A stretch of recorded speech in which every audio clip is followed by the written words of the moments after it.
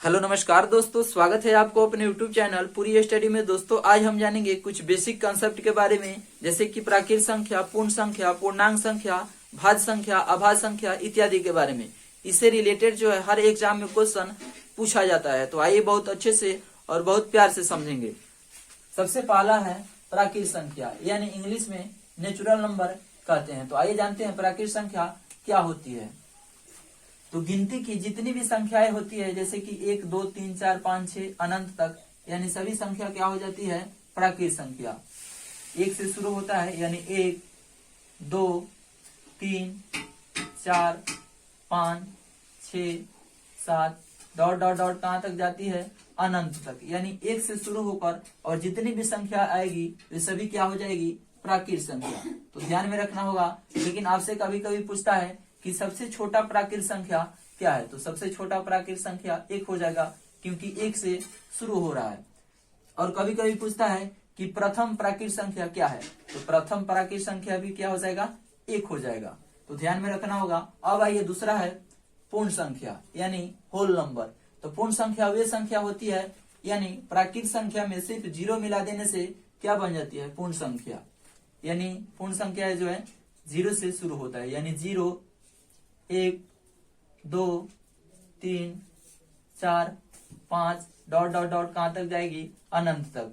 यानी 0 से शुरू होकर और जितनी भी संख्या आएगी वे सभी क्या हो जाएगी? पूर्ण संख्या। ध्यान में रखिएगा, पूर्ण संख्या जो है 0 से शुरू होता है। लेकिन आपसे कभी कभी पूछता है कि प्रथम 5 पूर्ण संख्या कौन सी है, तो आपको बताना होगा 1, 2, 3, 4, 5, यानी 0 से लेकर और 4 तक जो है 5 प्रथम पूर्ण संख्या हो जाएगी। तो आपको ध्यान में रखना होगा। अब आइए पूर्णांक संख्या के बारे में जानते हैं। तो पूर्णांक संख्या वे संख्या होती है जिसमें पॉजिटिव और निगेटिव दोनों संख्याएं होती है। आइए समझते हैं। यानी 0 से दाएं साइड में जाइएगा तो प्लस होगा, और 0 से बाएं साइड में आइएगा तो माइनस होगा। यानी 0 से इधर जाइएगा तो +1, +2, +3, +4, +5 डॉट डॉट डॉट कहां तक जाती है? अनंत तक। लेकिन बाएं साइड में आइएगा तो क्या होगा? माइनस में होगा। यानी -1, -2, -3 डॉट डॉट डॉट कहां तक जाएगी? ये भी अनंत तक। यानी 0 से दाएं साइड में जाएगा तो किसी भी संख्या का मान बढ़ते जाएगा, लेकिन 0 से बाएं साइड में आएगा तो किसी भी संख्या का मान घटते जाएगा। यानी 0 से दाएं साइड में जाइएगा तो क्या होगा? संख्या का मान बढ़ते जाएगा। यानी देखिएगा यहाँ पे 1 और 2, यानी 1 से बड़ा है क्या? 2, 2 से बड़ा है 3, 3 से बड़ा है 4, 4 से बड़ा है 5। यानी किसी भी संख्या का मान दाएं साइड में बढ़ते जाता है। क्या होता है? बढ़ते, यानी बढ़ते क्रम से हम लिख सकते हैं। लेकिन बाएं साइड में आइएगा तो किसी भी संख्या का मान जो है घटते जाएगा। यानी -1 और -2 में जो है -1 और -2 में -2 छोटा हो जाएगा। इसी प्रकार -2 से -3 छोटा हो जाएगा। आगे जाइएगा तो -4 -3 से छोटा हो जाएगा। यानी इधर जाइएगा तो घटते क्रम होगा, इधर होगा घटते क्रम। तो इसको आपको ध्यान में रखना होगा कि दाएं साइड में जाइएगा तो किसी भी संख्या का मान बढ़ते जाता है, और बाएं साइड में आइएगा तो किसी भी संख्या का मान घटते जाता है। यानी -1 और -2 में पूछेगा आपसे बड़ा कौन है? -2 और -1 में बड़ा कौन है? तो बड़ा कौन हो जाएगा? -1 बड़ा हो जाएगा, -2 -1 से छोटा हो जाएगा। तो आपको ध्यान में रखना होगा। अब आइए अगला है सम संख्या, यानी इवन नंबर। तो सम संख्या वे संख्या होती है जो है 2 से पूरा पूरा भाग लग जाए, उसी को हम क्या कहते हैं? सम संख्या। सम संख्या कहां से शुरू होती है? 2 से शुरू होती है। 2 के बाद 4 हो जाएगा, 4 के बाद 6 हो जाएगा, 6 के बाद 8 हो जाएगा, 8 के बाद 10 हो जाएगा, 10 के बाद 12 हो जाएगा, डॉट डॉट कहां तक जाएगी? ये भी अनंत तक जाती है। यानी कहने का मतलब हुआ कि जिस संख्या में 2 से भाग पूरा पूरा लग जाएगा वे संख्या क्या? सम संख्या हो जाती है। यानी 2 से भाग दीजिएगा 2 में तो पूरा पूरा कट जाएगा। इसी प्रकार 4 में 2 से भाग देंगे तो क्या हो जाएगा? 2 बार में कट जाएगा। यानी 2 से सम संख्या में भाग देने पर जो है पूरा पूरा कट जाता है, तो वे संख्या क्या हो जाती है? सम संख्या। लेकिन 2 से शुरू होता है। सम संख्या कहां से शुरू होता है? 2 से। यानी सबसे छोटा सम संख्या क्या हो जाएगा? 2 हो जाएगा। उसके बाद में 4 हो जाएगा, 6 हो जाएगा, 8 हो जाएगा, 10 हो जाएगा, ऐसे बढ़ते जाएगा। अब आइए विषम संख्या के बारे में जानते हैं, यानी ऑड नंबर। तो विषम संख्या वे संख्या होती है जिसमें 2 से भाग नहीं लगे। यानी विषम संख्या कहां से शुरू होती है? 1 से शुरू होती है। यानी 1 के बाद 3 हो जाएगा, 3 के बाद 5 हो जाएगा, 5 के बाद 7 हो जाएगा, 7 के बाद 9 हो जाएगा, 9 के बाद 11 हो जाएगा, डॉट डॉट डॉट कहां तक जाएगी? अनंत तक। यानी 1 से शुरू होता है और अनंत तक जाता है, वे संख्या क्या हो जाती है? विषम संख्या। विषम संख्या में आप 2 से भाग दीजिएगा तो पूरा पूरा नहीं कटेगा। आइए यहाँ देखते हैं, यानी 3/2 है, तो क्या ये पूरा पूरा भाग लगेगा 2 से 3 में? नहीं लगेगा। दशमलव में, डेसिमल में जो है जाके पूरा पूरा कटेगा, तो ये पूरा पूरा नहीं कटा, तो ये संख्या क्या हो जाएगी? विषम संख्या। ध्यान में रखिएगा, विषम संख्या जो है 1 से शुरू होता है। 1, 3, 5, 7, 9, 11, ऐसे 13, 15, 17 ऐसे होता है विषम संख्या। अब आइए अगला है रूढ़ या आभास संख्या। तो रूढ़ या आभास संख्या उस संख्या को कहते हैं 1 को छोड़कर 1 और स्वयं से पूरा पूरा भाग लग जाए, उसी को हम कहते हैं आभास संख्या। आइए समझते हैं, 1 को नहीं लेना है, 1 को क्या करना है? छोड़ देना है। इसके बाद में 2 को देखेंगे, तो 2 को देखेंगे तो 1 से पूरा पूरा भाग लग जाएगा और स्वयं से यानी 2 से भाग लगेगा। इसके अलावा किसी और से भाग नहीं लगेगा 2 में, तो 2 क्या हो जाएगा? आभास संख्या हो जाएगा। इसी प्रकार अगला देखेंगे, 3 को चेक करेंगे तो 3 1 से भाग लगेगा और स्वयं से यानी 3 से भाग लगेगा। इसके अलावा किसी और से भाग नहीं लगेगा, तो 3 भी क्या हो जाएगा? आभास संख्या हो जाएगा। अब आइए 4 को चेक करते हैं, तो 4 1 से पूरा पूरा भाग लगेगा, 2 से भी लग जाएगा और स्वयं यानी 4 से भी लग जाएगा। 1 और स्वयं के अलावा किसी और से भाग इसमें लग गया, तो 4 क्या होगा? आभास संख्या नहीं होगा। अब आइए अगला देख लेते हैं 5। 5 जो है 1 से पूरा पूरा भाग लगेगा और स्वयं से भाग लगेगा, यानी 5 से भाग लगेगा। इसके अलावा किसी और से भाग नहीं लगेगा, तो ये भी क्या हो जाएगा? 5 आभास संख्या हो जाएगा। इसी प्रकार 5 के बाद 7 होता है, 7 के बाद 11 होता है, 11 के बाद 13 होता है, 13 के बाद 17 होता है, 19 होता है। ऐसे जो होता है क्या होता है? आभास संख्या। 1 को छोड़कर 1 और स्वयं के अलावा किसी और से भाग नहीं लगे, उसी को हम क्या कहते हैं? आभास संख्या। अब आइए दूसरा देखते हैं। दूसरा है यौगिक या फिर भाज्य संख्या। तो यौगिक या भाज्य संख्या उस संख्या को कहते हैं जो 1 और स्वयं के अलावा किसी और से भाग लग जाए, उसी को हम क्या कहते हैं? भाज्य संख्या। 1 और स्वयं के अलावा किसी और से भाग लग जाए, उसी को क्या कहते हैं? भाज्य संख्या। आइए समझते हैं, यानी 2 को देखेंगे तो 2 1 से भाग लगेगा और स्वयं से भाग लगेगा। इसके अलावा किसी और से भाग नहीं लगेगा, तो ये क्या होगा? भाज्य संख्या नहीं होगा। अगला चेक करेंगे 3 को, 3 देखेंगे तो 1 से भाग लगेगा और स्वयं से भाग लगेगा। इसके अलावा किसी और से भाग नहीं लगेगा, तो ये भी क्या हो जाएगा? भाज्य संख्या नहीं होगा। 4 को चेक करेंगे तो 4 1 से भाग लगेगा, 2 से भाग लगेगा और स्वयं से भाग लगेगा, यानी 4। तो देखिए यहाँ पे 1 और स्वयं के अलावा 2 से भी भाग लग जाता है 4 में, तो 4 क्या हो जाएगा? भाज्य संख्या हो जाएगा। इसी प्रकार अगला चेक करेंगे तो 5 नहीं होगा। 5 के बाद में 6 को चेक करेंगे तो 6 को देखेंगे तो 1 से भाग लग जाएगा, 3 से भी भाग लग जाएगा, 2 से भी लग जाएगा और स्वयं से भी भाग लग जाएगा। यानी 1 और स्वयं के अलावा किसी और से भाग लग गया 6 में, तो 6 भी क्या हो जाएगा? भाज्य संख्या। इसी प्रकार अगला हो जाएगा 8। 8 के बाद 9 हो जाएगा, 9 के बाद 10 हो जाएगा, तो ये संख्या जो हो जाती है भाज्य संख्या हो जाती है। अब आइए अगला देखते हैं। अगला है जुड़वा आभाज्य संख्या। तो जुड़वा आभाज्य संख्या उस संख्या को कहते हैं, ध्यान दीजिएगा, यानी अभाज्य संख्या का 2 ऐसा पेयर जिसका अंतर 2 हो। अभाज्य संख्या का 2 ऐसा पेयर जिसका अंतर 2 हो, उसी को हम क्या कहते हैं? जुड़वा अभाज्य संख्या। आइए समझते हैं, यानी 2 और 2 नहीं, 3 और 5, फिर 5 और 7, फिर 7 और 9। देखते हैं 5 और 3 का अंतर कितना हो जाएगा, 2 हो जाएगा, यानी 5 में से 3 को घटाइएगा तो अंतर 2 आ गया। अब देखेंगे दोनों अभाज्य संख्या है या नहीं, तो 3 भी एक अभाज्य संख्या है, 5 भी एक अभाज्य संख्या है, तो 3 और 5 क्या हो जाएगा, जुड़वा अभाज्य संख्या का पेयर हो जाएगा। अगला देखिए 7 और 5 का अंतर कितना हो जाएगा, 2 हो जाएगा।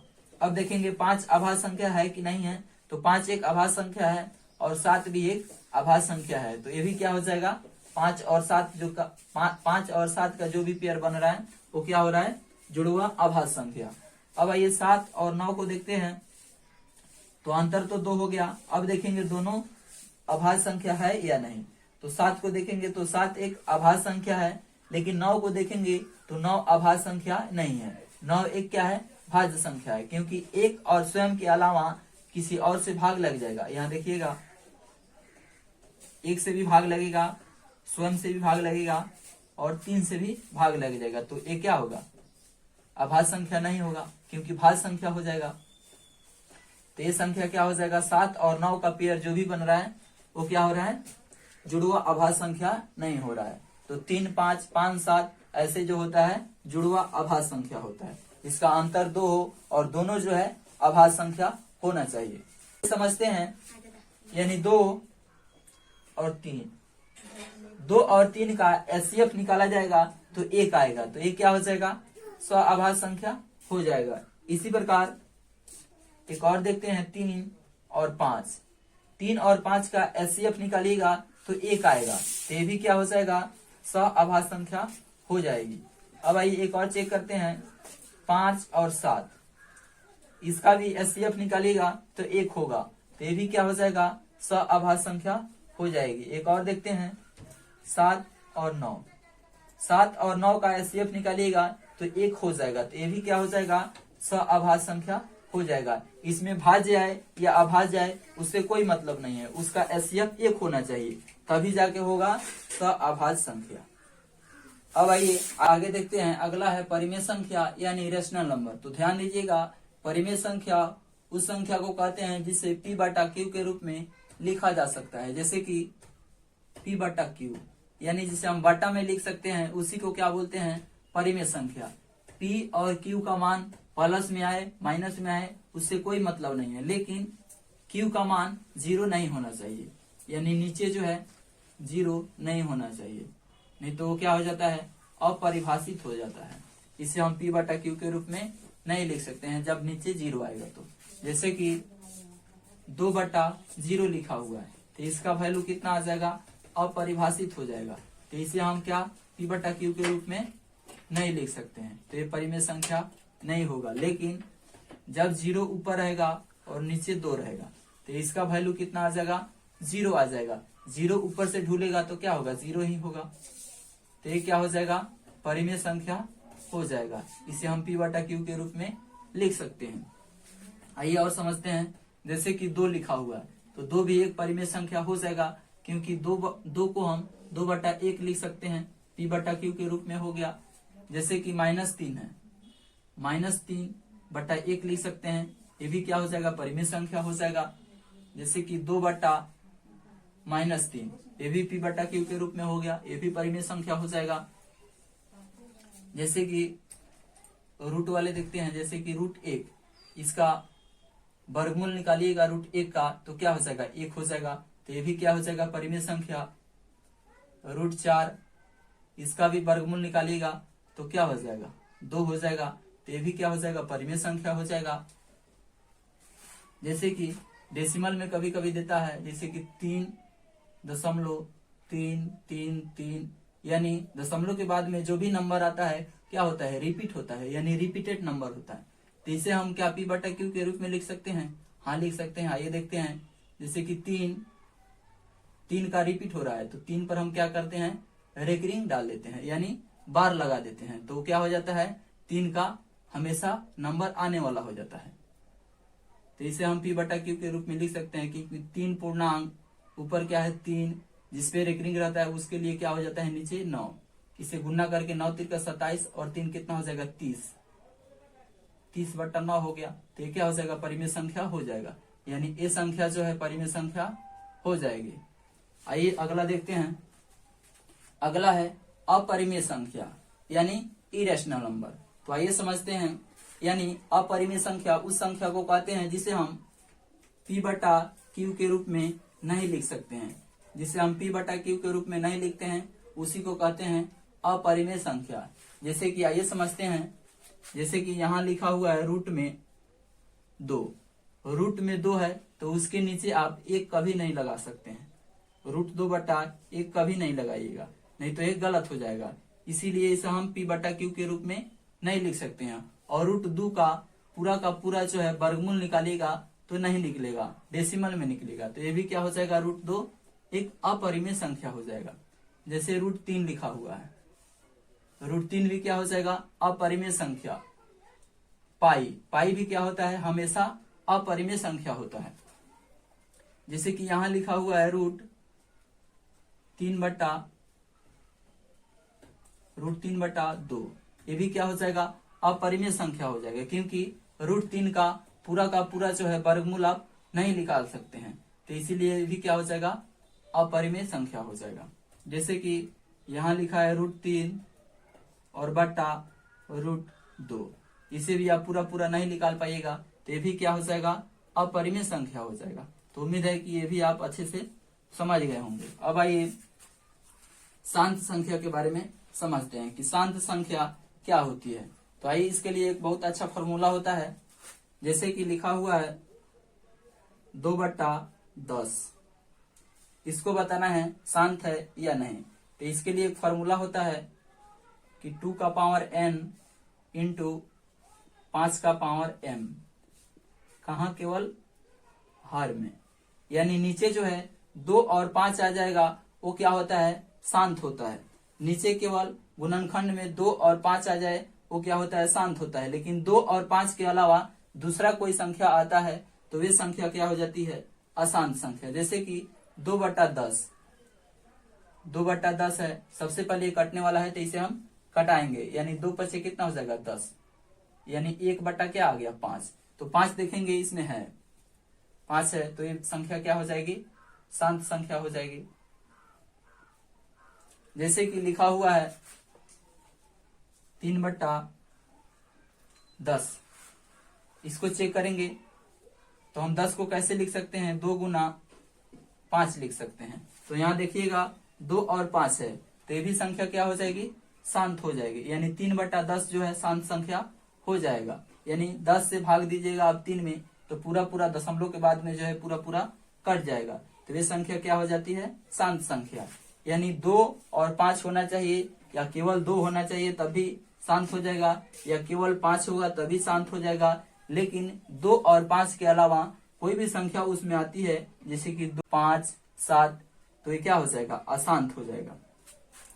जैसे कि यहाँ लिखा हुआ है 10/3, तो क्या 3 को देखेंगे तो 2 और 5 में है, नहीं है, तो ये संख्या क्या हो जाएगी, अशांत संख्या हो जाएगा। इसको आप कटाइएगा, 3 से आप 10 को कटाइएगा तो पूरा नहीं कटेगा, यानी बार जो है रिपीट संख्या करेगा, तो ये संख्या क्या हो जाती है, अशांत संख्या। सिर्फ आप 2 और 5 को इसका गुणनखंड करके बता सकते हैं कि शांत है या अशांत है। तो यहाँ नीचे क्या है, 3, तो ये संख्या क्या हो जाएगी, अशांत संख्या हो जाएगी। जैसे कि यहाँ लिखा हुआ है 25/70, तो सबसे पहले इसको हम कटाएंगे, कटने वाला है तो 5 × 25, 14 × 5 = 70, यानी 5/14 को देखेंगे तो 14 को हम क्या करेंगे, गुणनखंड करेंगे। जैसे कि 2 से कटाएंगे तो 2 से 7 बार में कट जाएगा, यानी 14 को हम कैसे लिख सकते हैं, 2 और 7। तो 2 देखेंगे तो 2 तो शांत में है, लेकिन 7 दूसरा आ गया, यानी 2 और 5 के अलावा दूसरा आ गया, तो ये संख्या क्या हो जाएगी, अशांत संख्या हो जाएगी। तो आपको ध्यान में रखना होगा कि अशांत संख्या और शांत संख्या कैसे पता कर सकते हैं, बिना भाग विधि द्वारा। सिर्फ 2 और 5 रहेगा तभी शांत होगा, केवल 2 रहेगा तभी शांत होगा, केवल 5 रहेगा तभी शांत होगा, 2 और 5 दोनों रहेगा तभी शांत होगा। लेकिन इसके अलावा दूसरा कोई नंबर आता है नीचे तो क्या हो जाएगा, अशांत हो जाएगा। तो आपको ध्यान में रखना है। आइए अगला देखते हैं। अगला है वास्तविक संख्या। आइए समझते हैं वास्तविक संख्या क्या होती है। तो जितनी भी संख्याएं हैं वे सभी क्या हो जाती है, वास्तविक संख्या। जैसे कि -2, -6 या -1/2 या -√2 या -√4, ये सभी संख्या क्या हो जाती है, वास्तविक संख्या हो जाती है। सिर्फ जो है रूट के अंदर नहीं होना चाहिए, रूट के अंदर माइनस नहीं होना चाहिए।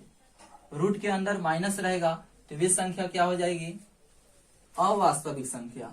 रूट के अंदर यदि माइनस रहता है तो वे संख्या क्या हो जाती है, अवास्तविक संख्या। जैसे कि यहाँ लिखा हुआ है -√2 तो ये संख्या क्या हो जाएगी, अवास्तविक संख्या हो जाएगी। लिखा हुआ है -√3 ये भी संख्या क्या हो जाएगी, अवास्तविक संख्या हो जाएगी। यानी रूट के अंदर जो है माइनस में कोई भी संख्या रहता है तो वे संख्या क्या हो जाती है, अवास्तविक संख्या। लेकिन कोई भी संख्या हो, रूट के बाहर माइनस हो या प्लस हो, बटा में हो, कुछ भी हो, लेकिन वे संख्या क्या हो जाती है, वास्तविक संख्या। लेकिन रूट के अंदर माइनस में हो, वे संख्या क्या हो जाती है, अवास्तविक संख्या। हेलो दोस्तों, उम्मीद करता हूं कि आपको जो है बहुत अच्छे से समझ में आया होगा। तो कमेंट में जरूर बताइएगा कि आपको समझ में आया है या नहीं आया है। तो चलिए अगले वीडियो में मिलते हैं, तब तक के लिए जय हिंद।